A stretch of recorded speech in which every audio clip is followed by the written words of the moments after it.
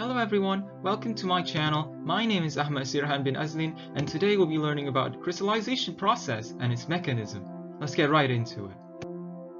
So first let's get into the crystallization process. Crystallization process is the process where solid particles are formed from a homogeneous phase. So now you might ask, what is a homogeneous phase? A homogeneous phase is a single phase of matter where everything is in the solution. For example, if you have salt or NaCl that's dissolved in water, it is a single phase of liquid. And crystallization process happens where the solid particles are formed from this homogeneous phase. Now, for your information, crystallization is a solid-liquid separation process, which means that it separates the liquid and the solid, where there is a mass transfer of a solid from the liquid solution to a pure solid crystalline phase solution. This occurs when there is a concentrated solution being cooled until the solid concentration is more than solubility at that temperature. More on that later. Next we'll be taking a look at the solubility equilibrium curve, which is basically a curve that represents crystallization equilibrium when the solution is saturated. Now as you can see here, the graph is represented by two axes. Solubility of the solution, in this case it's sodium thiosulfate, against temperature in degrees Celsius. From the curve, we can see that the solubility, it increases rapidly with temperature. And we can see the first crystal form here at a stable phase at around 48 degrees Celsius, which is the sodium thiosulfate 5H2O. Concentrations above the solubility line, which is up to 48.2 degrees Celsius or 48 degrees Celsius that we have talked about, solid crystals can be formed. However, below that solubility line, only a solution exists where you would only have liquid instead of the solid particles that you like. Next we'll be taking a look at the mechanism of crystallization. Now there are three parts to this mechanism. First is the supersaturation, followed by nucleation, and is followed by the crystal growth. So first we'll be taking a look at supersaturation. What is that, you may ask? It is a state in which the liquid solvent contains more dissolved solids or the solute than normal at that temperature. A good example we can take of this is the supersaturation of the sodium thiosulfate that we just saw. So next we'll be taking a look at the final two parts of the mechanism, which are nucleation and growth. First is nucleation, which is the birth of new crystal nuclei in the solution where the molecules associate into clusters, which are rapid random fluctuations into molecules. This allows it to grow into fixed lattices, which forms crystals. Next, they will undergo growth, where there is an increase in size of the crystals as the solute is deposited from the solution in the jar or in the container that you have. Now let's take a look at an example of this mechanism. So first let's take a look at the materials. You will need a saucepan, some food coloring, string, paper clips, a pencil or a stick, a transparent container, some table salt, and of course some water. So the first step in this process is to heat up some water. So we must put the water in the saucepan under a stove and wait for it to boil.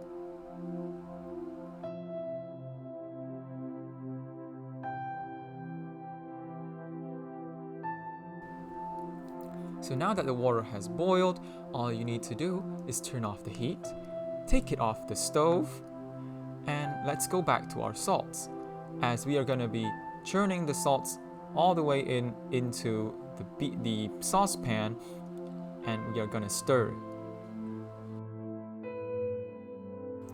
Continuously stir the water until the salt has fully dissolved in the solution.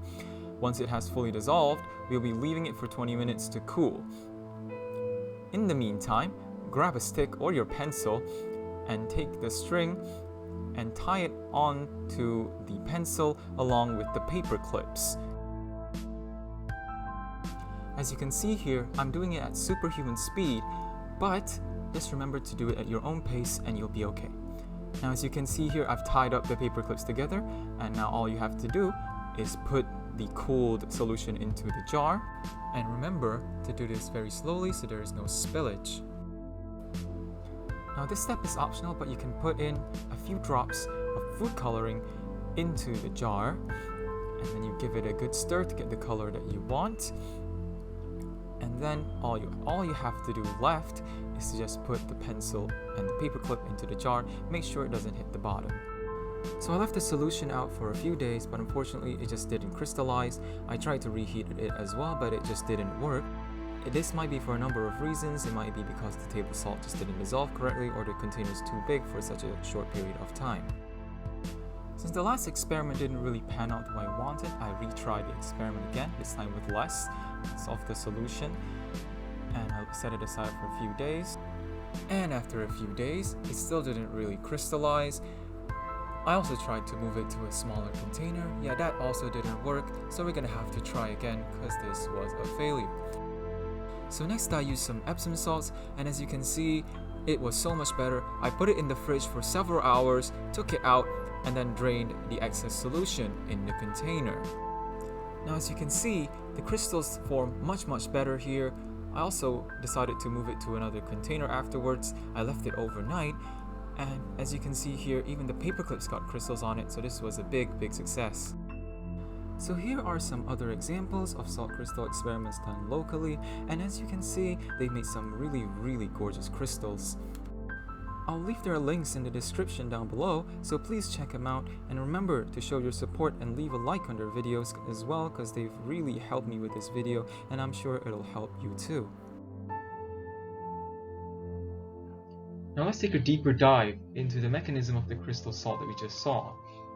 Now, to crystallize, a solution must be supersaturated, in which at low supersaturations, the crystals will grow more than the nucleus, subsequently resulting in a larger crystal size. Now this is done in commercial crystallizers, where at low supersaturation, the crystal growth rate will be more optimum, and this will result in a shorter time to crystallize. At higher supersaturation though, the crystal nucleation will be more than the growth, which ultimately will result in smaller crystals and a longer crystallization time. Finally, we'll be taking a look at the advantages and disadvantages of crystallization. The first advantage that we can say about crystallization is that it has high purification that can be obtained in every single step. Next is that it results in the production of a solid phase, which is very good for packaging and for sales. Next is it has fine crystals, which is also very good for sales because of its look. Next, let's take a look at the disadvantages of crystallization, where it needs to be purified for further use, just because it has a lot of impurities and generally only purifies one component, which will take more money if you want to purify even more components in the solution. Now let's conclude on crystallization.